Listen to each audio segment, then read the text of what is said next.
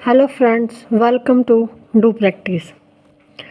आज का हमारा टॉपिक है relationship between price related goods and demand. Price related goods और डिमांड के बीच में क्या रिलेशनशिप है। हमने इससे पहले वाली वीडियो में किया है कि इनकम और डिमांड का क्या रिलेशनशिप है, कि अगर इनकम कम ज़्यादा होती है तो उससे डिमांड पे क्या इफ़ेक्ट पड़ता है। अगर आपको वीडियो देखनी है तो इससे पहले वाली वीडियो जाकर देखें। आज हम करेंगे कि प्राइस रिलेटेड गुड्स और डिमांड के बीच में क्या रिलेशनशिप है। प्राइस हमने डिटर्मिनेंट्स ऑफ डिमांड में किया था कि प्राइस रिलेटेड गुड्स कौन कौन से होते हैं। प्राइस रिलेटेड गुड्स दो तरह के होते हैं, एक तो होते हैं सब्स्टिट्यूट गुड्स और एक होते हैं कॉम्प्लीमेंट्री गुड्स। सब्स्टिट्यूट गुड्स वो होते हैं जहाँ पर हमें सब्स्टिट्यूट मतलब एक ऑप्शन मिलता है कि अगर हमें ये वाला ऑप्शन ना मिला तो हम दूसरा ऑप्शन ले लेंगे। फॉर एग्जाम्पल हमने लिया था वहाँ टी और कॉफ़ी, कि अगर हमें टी नहीं मिलती है तो हम कॉफ़ी की तरफ स्विच हो जाएंगे, अगर कॉफ़ी नहीं मिलेगी तो हम टी ले लेंगे। यहाँ पर हमें ऑप्शन सब्स्टिट्यूट है हमारा टी का, सब्स्टिट्यूट क्या है कॉफ़ी, कि दोनों में से हम एक चीज़ ले सकते हैं। दोनों ऑप्शन में है कि दोनों में से हम एक चीज़ ले सकते हैं। तो सब्स्टिट्यूट गुड्स के का क्या इफ़ेक्ट होता है डिमांड के ऊपर, और फिर हम बाद में पढ़ेंगे कि कॉम्प्लीमेंट्री गुड्स का क्या इफ़ेक्ट होता है डिमांड के ऊपर। सबसे पहले हम लेंगे सब्स्टिट्यूट गुड्स का। वहाँ हमने लिया टी और कॉफ़ी। हम लेते हैं प्राइस ऑफ टी और डिमांड ऑफ टी। हम फिर लेंगे प्राइस ऑफ कॉफ़ी और डिमांड ऑफ कॉफ़ी। अगर हमारा टी का प्राइस इंक्रीज़ हो जाता है, टी का प्राइस बढ़ जाता है, टी का प्राइस कितना था 10 रुपये था, वो 10 से बढ़ के कितना हो गया 11 हो गया। और कॉफ़ी का प्राइस पहले 10 रुपये ही था, टी और कॉफ़ी का प्राइस पहले सेम था 10 रुपये और 10 रुपये।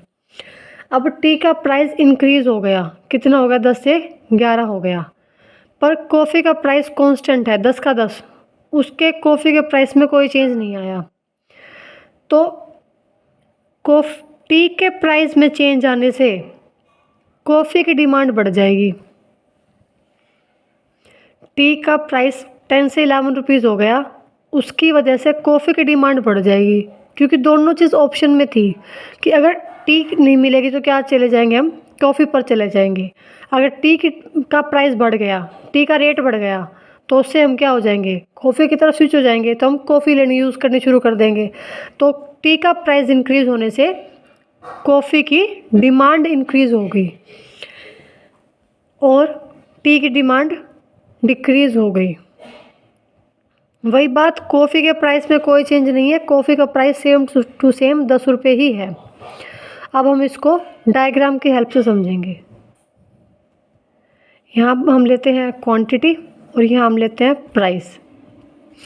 हम मान के चलते हैं कि पहले प्राइस P था तो हमारी क्वांटिटी Q थी, तो ये वाला डिमांड कर्व बन गया था हमारा D। ये हमारा T का है। अब हम मान के चलते हैं कि T का प्राइस बढ़ गया। अगर T का प्राइस पहले P था तो अब T का प्राइस बढ़ के P1 हो गया।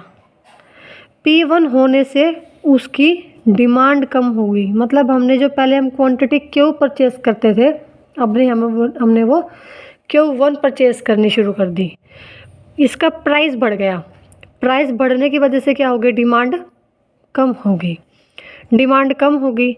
अब इसमें वही मेन बात है कि जब प्राइस में चेंज आने से डिमांड कम ही ज़्यादा होती है, तो डिमांड कर्व सेम रहता है, डिमांड कर्व कभी भी चेंज नहीं होता।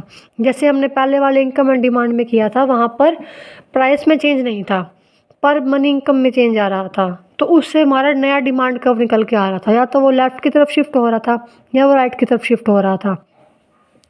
पर यहाँ प्राइस में चेंज आने की वजह से डिमांड में चेंज आ रहा है, तो यहाँ पर price curve demand curve same ही रहेगा।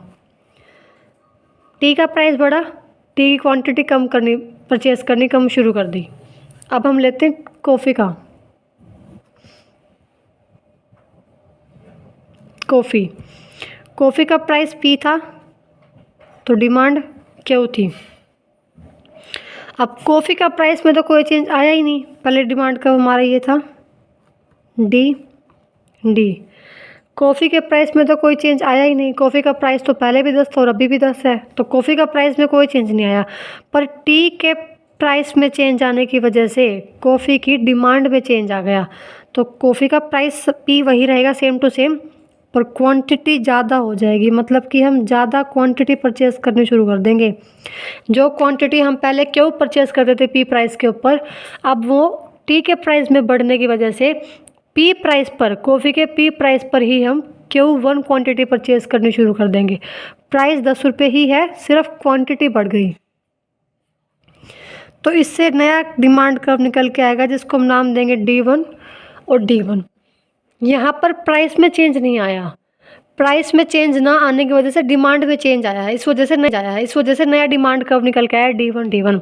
और टी वाले केस में प्राइस में चेंज आने की वजह से कोई डिमांड कर्व चेंज नहीं हुआ था, क्योंकि प्राइस में चेंज आने की वजह से अगर डिमांड में चेंज आएगा तो वहाँ पर डिमांड कर्व चेंज नहीं होता। यहाँ पर हमने देखा कि अगर टी का प्राइस बढ़ता है तो कॉफ़ी की डिमांड बढ़ जाती है, और अगर टी का प्राइस बढ़ जाता है तो टी की डिमांड कम हो जाएगी और कॉफ़ी की डिमांड बढ़ जाएगी। ये होता है हमारा सब्स्टिट्यूट गुड्स के केस में। अब हम करेंगे कि कॉम्प्लीमेंट्री गुड्स के केस में डिमांड में क्या चेंज आता है, कि अगर किसी के प्राइस में चेंज आएगा तो उस सेकंड जो प्रोडक्ट होगा उसके डिमांड में क्या इफेक्ट आएगा। कॉम्प्लीमेंट्री गुड्स में हमने एग्जांपल लिया था जैसे कि पेट्रोल और कार का, यहाँ भी हम वही एग्जांपल लेंगे, पेट्रोल और कार। पेट्रोल का प्राइस और पेट्रोल की डिमांड सेम, ऐसे ही प्राइस ऑफ कार और डिमांड ऑफ कार। हम यहाँ लेकर चलते हैं कि अगर पेट्रोल का प्राइस बढ़ जाता है तो कार के डिमांड में क्या चेंज आएगा, क्या कार का डिमांड बढ़ जाएगा या फिर कार की डिमांड कम हो जाएगी। अगर पेट्रोल का प्राइस बढ़ जाता है तो कार की डिमांड भी कम होनी शुरू हो जाएगी, क्योंकि कार है वो पेट्रोल से ही चलेगी। अगर पेट्रोल ही नहीं खरीद पाएंगे तो कार को खरीद के क्या करेंगे। अगर पेट्रोल का प्राइस बढ़ जाता है तो कार की डिमांड होनी कम हो जाएगी, क्योंकि कार की डिमांड होगी ही नहीं अगर पेट्रोल ही नहीं होगा तो। और अगर पेट्रोल का प्राइस कम हो जाएगा तो कार की डिमांड बढ़ जाएंगी। पेट्रोल का प्राइस बढ़ेगा तो कार की डिमांड कम हो जाएगी, क्योंकि कार बिना पेट्रोल के तो चलेगी ही नहीं। तो अगर पेट्रोल का प्राइस बढ़ेगा तो कार की डिमांड कम हो जाएगी। यहाँ पर कार के प्राइस में कोई चेंज नहीं है, कार का प्राइस सेम कांस्टेंट ही है। सिर्फ इफेक्ट किस पर पड़ रहा है, उसके कॉम्प्लीमेंट्री गुड्स के ऊपर, कि अगर पेट्रोल के प्राइस में चेंज आ रहा है तो कार की डिमांड में चेंज आ रहा है। अब हम इसको डायग्राम की हेल्प से समझते हैं। ये है पेट्रोल का और ये है कार का। पेट्रोल का प्राइस P था तो क्वांटिटी Q थी। अब देखो पेट्रोल का डिमांड का हमारा हो गया D। पेट्रोल का प्राइस हमारा बढ़ गया, कितना हो गया, P से बढ़कर P1 हो गया।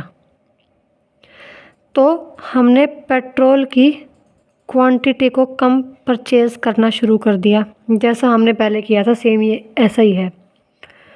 पर कार पे क्या इफ़ेक्ट आया पेट्रोल का प्राइस बढ़ने से। कार का प्राइस पहले P था, क्वांटिटी Q थी।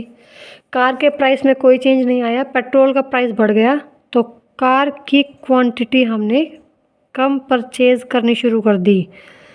जो डिमांड का हमारा पहले D यहाँ बनता था वो अब लेफ्ट वर्ड शिफ्ट होकर D1 और D1 बनना शुरू हो गया। पेट्रोल का प्राइस बढ़ गया और कार की डिमांड कम हो गई। कार किस पर बेस है, पेट्रोल पर। सब्स्टिट्यूट गुड्स में क्या होता है कि दोनों चीज़ ऑप्शन में होती है, कि अगर एक नहीं मिलेगा तो दूसरे से काम चल जाएगा।